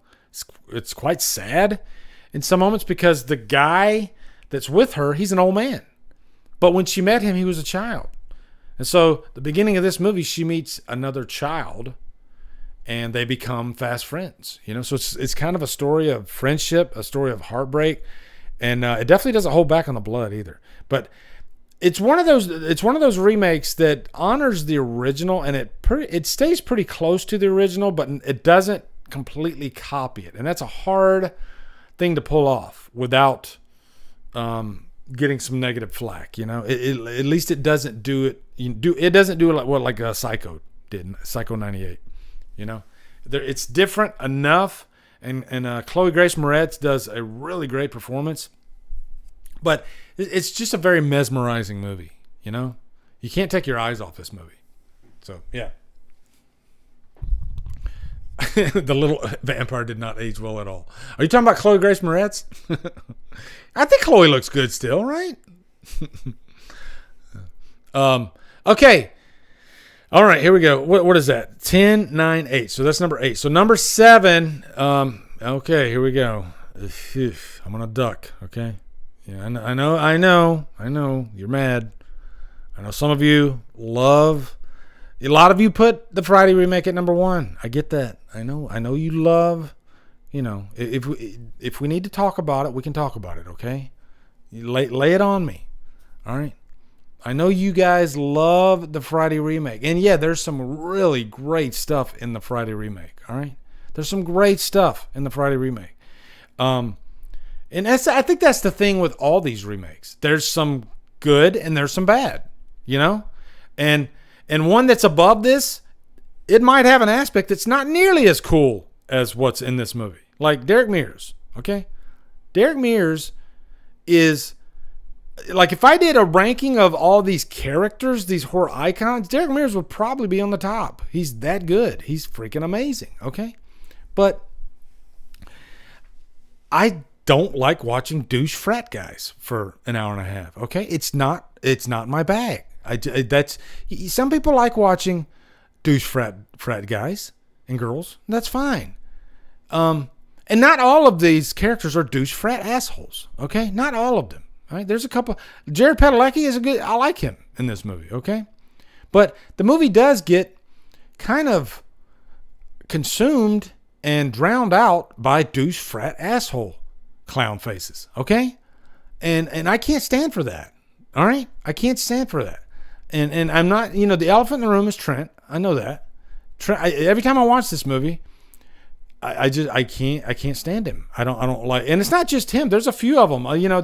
It's just that maybe I just don't like douche frat guys. I don't know what it is about. It's weird. And let me work my way through this, okay? Because like I can watch 80s movies like Some Kind of Wonderful. Some Kind of Wonderful is one of my all-time favorite. Douche lives matter. Yeah, I'm working my way through this, Beth. Okay, hold on.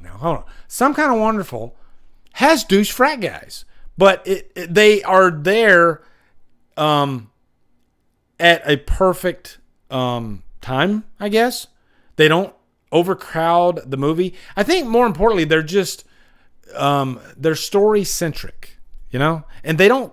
I guess they just don't go too far. Like Craig Sheffer plays the douche frat asshole better than any other actor. That's an actor because he doesn't cross the line to be annoying.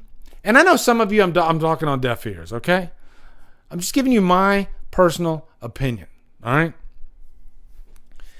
And like Beth, would you agree with me on that? Do you think there's two different types? Like, is there a good version of a douche, frat, asshole, clown face?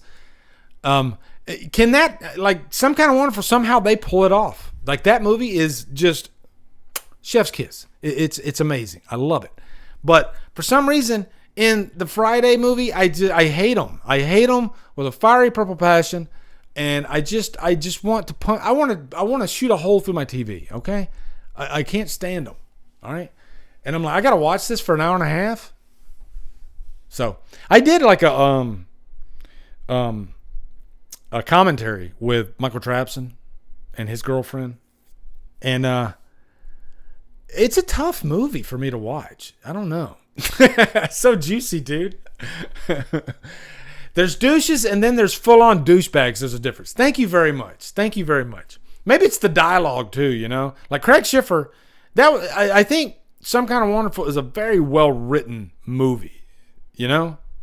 Whereas Friday the 13th, it's just stupendous tits. And it's just kind of like, you know, let's give him something to say, you know? And it's not really going to matter too much to the plot. Let's just make him be a douchebag, okay? And then later we'll have Jason kill him. But, you know, like when I compare, here we go. All right, I'm going to bring it home. I'm going to send it right home for you guys right now, okay? You can take it or you can throw it right back at me, okay? When I compare the Friday remake characters to the characters that are in the 80s Friday movies, night and day. I love those characters. I want to hang out with the 80s characters, you know? They're my type of people. They're really fun, but they're not douchebags, you know? They're just kids having fun. They're not like overly judgmental. I don't know what it is. Okay. Do you agree with me on that? Like, I think the characters in the remake are very different than the characters in the 80s. Okay. They just are. And I prefer those type of characters. I can hang out with those characters all day, you know, and twice on Sunday. All right. So yeah.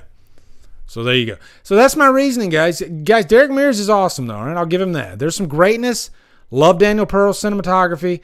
The kills are okay. I don't think I think the kills in a lot of the other Friday movies are a lot better than the remake. I think the remake just goes for kind of like blunt force trauma. But yeah, I think if I'm doing like Friday kills, oh my God, Friday Part 2 with the freaking machete to the face and the wheelchair.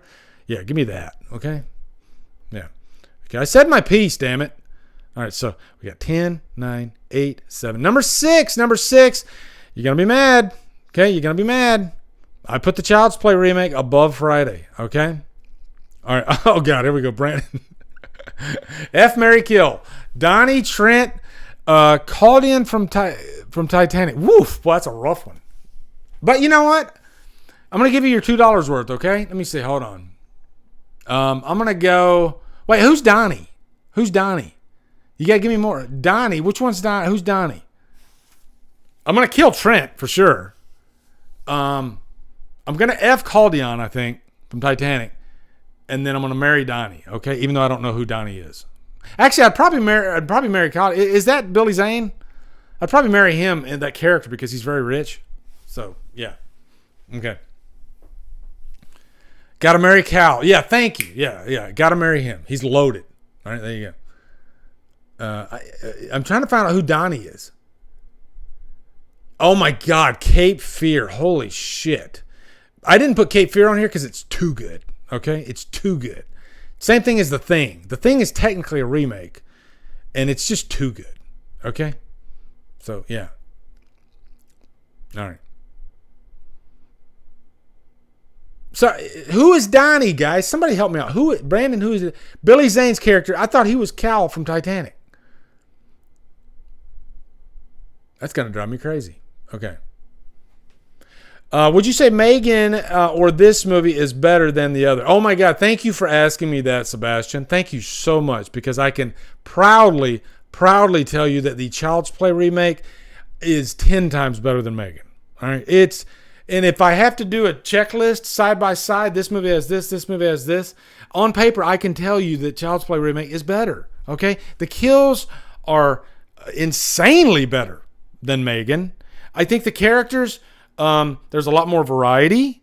Like Megan's characters are just kind of like, I don't know, it just has the tone throughout the whole movie seems kind of, I don't know, kind of somber. I don't know. It's kind of, whereas Child's Play remake, I love those kids, I love how Chucky like cut the head off, and one of them is like wrapped. He wrapped the head in like a Christmas wrapping. It's great. The kills are really great. It's bloody as hell, and the beginning of that movie feels very different than the end of that movie. Whereas Megan, it kind of felt like the same thing all the way through. Okay, I like Megan as a character, the doll, and I think there's potential there going forward because I'm sure they're going to do a Megan sequel. And I'll definitely watch it, but I was not impressed with Megan. I'll put Child's Play above it all day, okay? All day, 10 times over. Yeah, Child's Play. And I know a lot of people, they don't like it because of the situation with, who's a guy, and I know this, who's the creator of freaking Child's Play? It's just, I'm having a brain fart right now, okay? God damn it. Why does that drive me crazy? As soon as somebody says it, it's gonna jump right out at me. But the creator, Don Mancini. Okay, yeah. Don Mancini, he does not like this remake at all, okay? It interfered with his plans. I get that, but hey, I'm just an observer, okay? A movie's a movie to me. And it sucks that Jesus, what the fuck is wrong with me? I can't believe I can't remember the guy that freaking... I give up. The guy that played Chucky. Jesus freaking Christ. It's, you know what? I'm under the gun, guys. Okay? I'm under the gun. All right? Oh, my God. How could I forget the... Who's the guy that played Chucky? That's just... Oh, man. That's killing me. I love the guy to death, okay? I'm talking, Brad Dourif. Thank God, I can't believe I forgot Brad Dourif. All right, yeah, it sucks that Brad Dourif's not in this, but this is a very different version of Chucky. They're playing with the whole AI thing. I was nervous about Mark Hamill playing the part, but Mark Hamill, I think he did a good job. I enjoyed it. So I'd say, guys, if you haven't watched this in a long time, give it another watch. It's fun. I just watched it again recently after Megan, just to kind of compare the two. Because this had like 50-something% on the tomato meter, and Megan had like, I think 87 or something. And I was just like, what? Are you kidding me? No. All right. So next one, we got 10, 9, 8, 7, 6. Number 5. Boy, this list is going to piss you guys off. Jesus. Number 5 is the Nightmare on Elm Street remake. Does the Nightmare remake have problems just like the Friday remake does? Absolutely. But here's the thing. Freddy's dark again. I love that. Just look at that cinematography there. I think it's gorgeous, actually. I think people are way too hard on this movie. I think they made a mistake by doing what they did in the end of this movie. Okay? You should never tell certain things about Freddy Krueger. You should leave it kind of a mystery. They should not have done that, okay? But I like the dream sequences in this movie. I thought Katie Cassidy was freaking amazing. I think they should have switched Katie Cassidy, and she should have been Nancy. I'll say that. But overall, I liked these characters. They felt real. They felt natural. They weren't douchebag frat boy ass faces, okay? They felt like real, just characters that were in a really bad situation. And guys, let's talk about being realistic for a second, okay? Imagine you live on Elm Street, you are a teenager, and you know what's going on. You're one of those teenagers that's you're scared to go to sleep, okay? Tell me you wouldn't be kind of depressed, all right? Because these characters, they would be that, okay?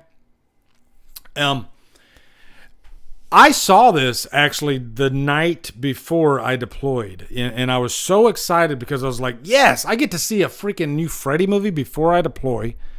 And I remember walking out of the theater really happy and enjoying that movie. It's dark. There's no fun Freddy at all in this movie, okay? It is very, very dark, and it all depends on the Freddy that you're wanting, okay? I would even say this is like, this and Dream Warriors. Dream Warriors is a far better movie, but, you know, they chose to, let's give them a super serious dark Freddy. This ain't Freddy's Dead, okay? And I happen to really like this movie. I do. And guys, I've given it so many chances, and every time I come out happy. I like that what they did with the micro sleeps, which is something that I don't think's ever been explored in the franchise. You know how you, like when she's in the drugstore and every time she closes her eyes, there's Freddy. And I was like, that's really cool. I really dug that. So, I mean, yeah, it's got its problems, but I really enjoy this movie. I like that let's make it a really serious movie. Jackie Earle Haley, I don't think of course he's not as good as Robert Englund, but I don't think he's bad. It's not his fault that the makeup looks kind of weird in some shots. You know, like that shot, I think the makeup looks pretty cool because they're going for an actual burn victim. So, yeah.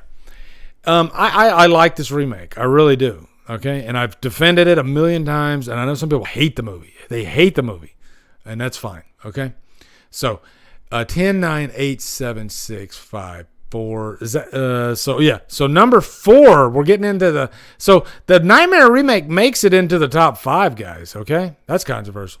Number 4 is going to be The Last House on the Left remake. Again, this is not in the big 6, but again, I wanted to give you 10. So you get a bonus here and a recommendation. This is one of those remakes that I think is better than the original. It is much more accessible, but still quite tough to watch, you know, during the scene in question. All right. And I applaud this movie for taking that approach, but still making it, I think it's a fun watch. And I mean fun by you can just enjoy the movie. Not that it definitely has a very serious tone to it, but, yeah, I really love this remake. It's just satisfying too. You know, this is what the original I think should have been tone wise, because the original is a little bit. And I don't get me wrong, I think the original is a very important movie. 1972, people. Okay, predates Texas Chainsaw Massacre, and this was kind of the beginning of the drive-in grindhouse horror movement. So the original definitely has its place, and I think the original is a tougher watch, although the music is kind of wonky and like kind of the antithesis of the overall subject of the movie. But the remake is a much better watch. Okay, and man, I tell you, the scene in question is tough. Okay, and it's. Like, I'll tell you this too right now, and this is a weird thing to say, but this is one of my daughter's favorite remakes, okay?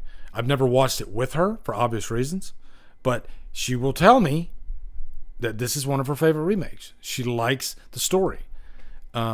It's not easy for anybody to watch the scene in question, all right? But overall, I do love this remake, and it's very satisfying, you know? The final act is great. And Spencer Treat Clark, the young kid that's kind of caught in the middle of all this, I love Spencer Treat Clark. Every movie he does, I think he's one of those slept on actors. You know, he doesn't get the roles I think he deserves, but every time he pops up in something, he's great. Like he was in Unbreakable, he was in Glass, obviously. He played Bruce Willis's son. He was in Gladiator, but he's great in this. So the Town That Dreaded Sundown, which is not on this list, but I love that remake too. He's in that movie. So, yeah. Last House on the Left is number 4. That's how much I love that remake. Okay. So, number 3. Here we go. Number 3. You're going to like me now. Okay. Is Evil. I can't believe I just said that. I'll probably have to cut that out when I clip this out. Is the Texas Chainsaw Massacre. All right, the Texas Chainsaw Massacre. Everybody agrees on this one. This is a great freaking remake. And if you've done your math, then you'll see that the Texas Chainsaw Massacre wins for the Big Six. It is the best out of the entire Big Six. Okay, it's better than Michael, Freddy, Jason, Chucky, Pinhead, all those guys. It is the Kumbaya, my lord. That's what Texas. It's great. It's freaking awesome. Okay. Now Chris Snyder says it's better than the original. I did a video on that. I think I did a clip actually. 'Cause I had a whole debate with myself about, is this better than the original? And the answer to that is no, because of how important the original Texas Chainsaw Massacre is. Okay, but they're two completely different movies. I think, for lack of a better word, I think the remake is kind of a cheeseburger popcorn movie. You know, even though it's dark, even though it's heavy, it's still a fun movie to munch on popcorn to. All right. Whereas the original, it's kind of a tough watch, and it's a monumental movie. But yeah, if you want, you can watch that. I did a whole freaking video on comparing these two movies. All right, and it was a fun discussion with myself. Okay. But yeah, the remake, I mean, it's almost perfection. It really is. You got great characters. You got a great setting. It's set in the early 70s. You got Arlie Ermy in there, so they added something a little extra to the movie. It's intense as fuck, as you can tell just by that image there. You got Jessica Biel looking like Jessica Biel in the heat of Texas. So yeah, there's so much greatness in the Texas Chainsaw Massacre remake, and it was like, I think it was out of this list, it's definitely the first that kind of kicked off the new remake craze. You know, was there a remake before this one? I'm sure there was, but this one really kicked it off. It did. Okay. So now we know that the top two, we're done with the Big Six, but I have two more that I think are possibly better than this remake. Okay. So guys, tell me right now, what are these two? Don't listen to what I said before I said Texas Chainsaw Massacre. Okay. What do you think these two are?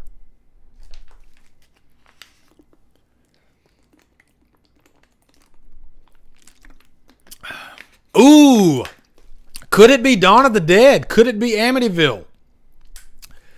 The Crazies. Man, you guys are throwing out some zingers. Okay. Evil Dead and Dawn of the Dead. Hills Have Eyes and Dawn of the Dead. Well, I'll tell you what. Hills Have Eyes is definitely one of them. This is a fucking movie right here, okay? And I'll say it right now. This is better than the Texas Chainsaw Massacre remake. And that's a tall order. But I love... I know this is shallow, but I really love the cinematography of this movie.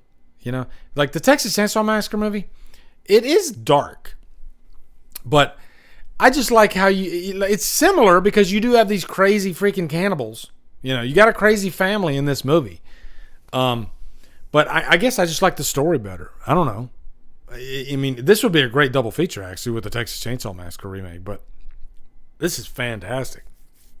I just watched it again. I wouldn't say recently because it's been a couple of years, but I reviewed it, and man, I forgot how great this was. I forgot how great this freaking movie is, and yeah, I like the cannibals in it. I love the last act. How the husband, yeah, the husband's kind of like, this has like a final guy in it, which is cool. You know, that's something kind of different I liked about it. Yeah, I don't know. It's just perfect. It's almost perfect, this movie. It's another instance of this movie being far better than the original. I think this movie's far better than the original Hills of Eyes. So it's just that good. All right. So number one, I saw a bunch of you in there. Some of you said I saw someone said Dawn of the Dead. What were some of the other ones? Well, I'm going to tell you right now, number one is Evil Dead. I forgot to put, like, Dawn of the Dead is a great remake. It really is. And you guys threw out a couple that I did forget to put on here. But I'm content and I'm happy with this number one. Evil Dead is one of my all-time favorite remakes. And, you know, like Chris was saying earlier, this, you could technically say this is kind of a sequel, you know, but you can technically, because it's still a group of people in a cabin being terrorized by demonites. The Deadites. Sorry, demonites. Deadites. And really just the thing that works so well about Evil Dead is it's kind of, you're having to kill your friends. You know, it's not like a normal, like say a slasher movie where one killer is killing off a bunch of people and there's no like, you know, connection. This, I mean, can you imagine? It's like you get, you call it an infection, whatever, but you get turned into, you got to watch your friend, who your really close friend, turn into a Deadite. And then you have to, can you imagine being in that situation? You got to kill that person. And then you got to watch this friend turn into a Deadite. And you got to kill that person. So the emotional trauma that is inflicted is just insanity. I think Fede Alvarez, this is probably his best movie, directing-wise. Man, this is a director that set out to not hold back. You know, this movie it's a tough watch. Some of the violence in it is insane. But you don't dare want to try to copy the first movie. Ash isn't in it. So how do you make something that's respectable, that kind of honors the first movie? And I think he toed that line really well, you know, like not once in this movie am I missing Ash. And that's a tall order because I love Ash. Ash is a great freaking character. I got the Funko Pop to prove it. Okay. I love Ash, but, I got so invested in this story and, I love it. I love it. So Beth says, I'm a weenie. This was one of those that's hard for me to get through. Too scary. Yeah. This is not for everybody. Okay. This is not for the faint of heart. All right? This movie is a tough watch, but I happen to absolutely love it. I love Jane Levy, and I wish Jane Levy would just do horror movies, like because she's done this one and Don't Breathe, and man, she's got that it factor about her, you know. She's got that little something extra that just you can't help but root for her. And it's cool because she's the first person to get infected as a Deadite. So she's like the bad guy for most of the movie until she comes out of it. And then you're rooting for her. So it's got a cool, like, you know, kind of push and pull factor to it. But yeah, that's it, guys. Want to do the funnies? We'll do the rest of the funnies real quick. Okay? We'll do the rest of the funnies real quick. I'm going to put on some, I'll put on a little music for you. Okay, hold on.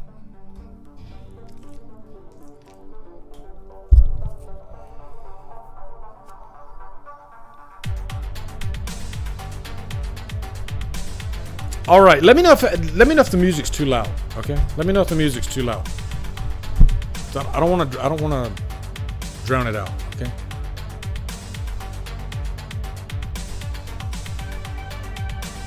All right, so we did Meth Gator. All right, so hold on.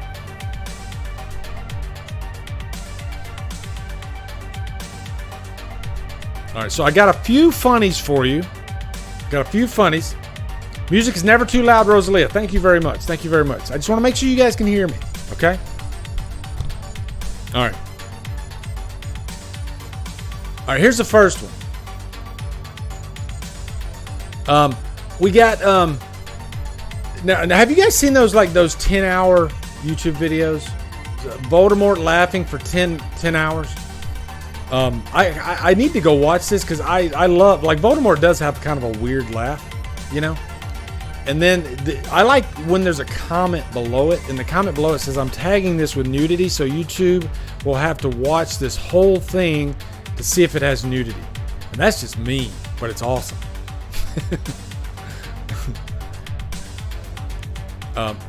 The Voldemort laugh is hilarious, though. You know, even though Ray Fiennes is awesome, but yeah. All right, so next one. I'll turn the music down just a little bit, okay? If it's too low, let me know, okay? But I just want to make sure you guys can hear it. Okay. All right. All right. This one's called The Wizard of Motherfucker. Okay, here we go. Wizard of Oz, but instead it is it Jules? I think Jules from Pulp Fiction. He says, the fuck y'all motherfuckers want. That would change the whole dynamic of The Wizard of Oz, you know? Okay, I did the ultimate choice. We did that one, so we don't need to do that one again, okay? All right. And guys, would we push Rose off there just to save those two? I didn't. I meant to ask you guys that. Okay. Okay. Yeah. I think I would push Rose off too. Okay. I got to save my Friday and my Halloween box set. All right. So yeah. Rose, you got to go. You got to go. All right. Next one. Now this one might be a little controversial. All right. I don't like getting into DC and MCU type stuff, but I need your thoughts. And context is everything. Okay, context is everything. But are you guys kind of like worried, like where the MCU is going? Because like I say context is everything because I did like Multiverse of Madness. Okay, so you take a picture with a grain of salt. Okay. But MODOK, that was. I know some people actually like MODOK. Okay, I guess if you're looking for the comedy in the character, but I remember watching Ant-Man, and when MODOK came on screen, I was just like, "You have got to be kidding me!" Like, that is ridiculous. Okay, and I think the top right one, that one's from Thor. And I tried watching. I didn't really like She-Hulk. Okay, I just couldn't get invested in it. It's rough. Okay, and plus I'm thinking back to the beginning of the MCU when they were a little bit more serious, but you still had like Robert Downey Jr., Iron Man. Yeah, that was the perfect amount of jokes, of comedy, I think. You know, the Iron Man movies, they're fun. They have great comedy in them, but they don't get in the way with the stakes, you know. Now, it's like all they have left to lean on is comedy. You know, it feels like there's no stakes. Ant-Man felt pointless. Like the movie didn't even need to happen. You know, you're pretty much gonna end up where you started. So it didn't even need to exist. A lot of the characters are pointless. So I don't even know what my point is here. Okay, but I guess I just needed to vent. And I do like Marvel movies. I used to like them. You know, everything I guess Endgame and before I was like, yeah, I'm excited. You know, I am a DC guy, but I've had people say that I like only DCEU movies and I don't like Marvel, which is bullshit. I love a lot of the Marvel movies actually. Okay. And I don't love all the DCEU movies. Matter of fact, I think the only DC movies that I really like are the Zack Snyder trilogy. Wonder Woman's okay, although I think a little overrated. I don't like Shazam. I didn't like the Black Adam. Didn't care for it. You know? So, I don't know. I think DC might be in trouble too. We'll see. I'm going to give them a fair shot, but... man, MCU's it's rough, and I think that's what they're trying to do with Shazam. I think they're trying to copy that MCU formula, and I don't think it worked in the first one. And I hear the second one looks like it's going to be even worse. So I don't know. Yeah, Man of Steel. Yeah, that's a masterpiece. Yeah, Man of Steel, Batman v Superman Ultimate Cut. Guys, even back when I saw Batman v Superman in the theater, and it got, I think it was like it's 27% on Tomato Meter. And I was like, I don't get it. You know, I guess I do get it though, because people were so used to a certain flavor at the time, and this movie was it even like had some politics in it. You know, it wasn't for everybody. But man, I loved it from the first time I watched it. When I saw the Ultimate Cut, I was like, that's my superhero movie right there. Okay, so yeah. Okay, this is called Texas Chainsaw Massacre Fruit Roll-Ups. All right. The correct way to eat a fruit roll-up. Have you guys ever did that? Like cut the eye holes out of a fruit roll-up? Okay. Guys, I gave Skinamarink a second watch. I said I would never do that, but I gave it a second watch just to give it a fresh perspective. And yeah, here we go. My favorite part, I love this part right here. Yeah, that part. I don't know if that's the top corner or if that's the bottom corner. And guys, tell me, are you top corner type people or are you bottom corner type people? It's kind of like the glass is half full or half empty. And I guess I'm a glass is half top corner type person. You know, you need to be a top corner type person sometimes. And do you like the little child to be sitting upside down in your corner or not? Yeah. So now I did not give Skinamarink a second watch, by the way, guys. I watched it once. That was enough for me. It was torture, literally. And yeah, it's an artistic approach. I respect that. I think it's cool. But it was torture to sit through, okay? Torture, all right? Like, I couldn't even have this movie on as background noise. I couldn't do it, okay? Rosalia says I like the top. Okay, all right, next one. Here we go. Okay. Oh, yeah, I told you about this was like right after I finished the Scream doc. And I was just so freaking excited. I took a picture and I posted it. It's almost done. It's all but done. And I can't believe it. I'm so freaking happy. Okay? Yeah. All right. Guys, okay, here we go. Scream 6 leaked character. Okay? So if you don't want to know who the leaked character is, you don't want to watch this. I'm just kidding. You can watch this. This is not a leak. Okay? I'm being silly. All right? I'm being silly. Get back in here. Get back in here, guys. Okay? Come here. All right. Scream 6 leaked character. There you go. Diffie? Is that his name? Diffie? Oh, man. My God. Okay. Diffie. Yeah. What if he ends up being the killer, guys? Okay. Next one. One ticket. What is that? Oh, yeah. This is my favorite one, actually. When you guys went to the theater. Doofy. Thank you. That's it. Doofy. Okay. When you guys went to the theater, is that how you said... one ticket for Cocaine Bear. And did you say, I want Cocaine Bear to have a great ass? Okay. All right. Okay. Next one, we did Meth Gator. We don't need to do that one. Is this the last one? Oh, yeah. So, High Tension. Yeah, I guess this is the last one. And obviously this is not funny. I just watched High Tension again the other day, and it's just the ending. It's one of the most divisive endings I've ever seen. Half the people love it, half the people hate it. So let me know, guys. Do you love or hate the ending of High Tension? Okay, just write love or hate. I'm curious about what my chat thinks. All right, I love this movie. I'll tell you if I love or hate the ending in a minute. All right, but I'm curious to see what you guys think. Taffer says it makes no sense. He hates it. Aaron says he hates it. Tessa says she loves it. Here I am analyzing the pic for the joke. I don't even remember if I ever watched it. Hate. Haven't seen this one yet. Chris, oh my God, Chris. High Tension is fucking... I'm glad you said that because I'm not going to spoil the ending. Damn, I don't know if I can say anything now. Damn, because I want Chris to watch High Tension. Jesus. Never... Brooke... Oh, yeah, I'm definitely not... You know what? We'll leave it at that. I'm not going to spoil the ending. I'll just say I fucking love this movie, okay? And I love the ending. And I can't tell you why, because if I tell you why, then you might... I'll just say I love the ending of this movie, okay? It is awesome. Jada Smith is in this movie. Jada Pinkett Smith's not in this movie. Am I right or am I right? I don't think so. Okay. Guys, what...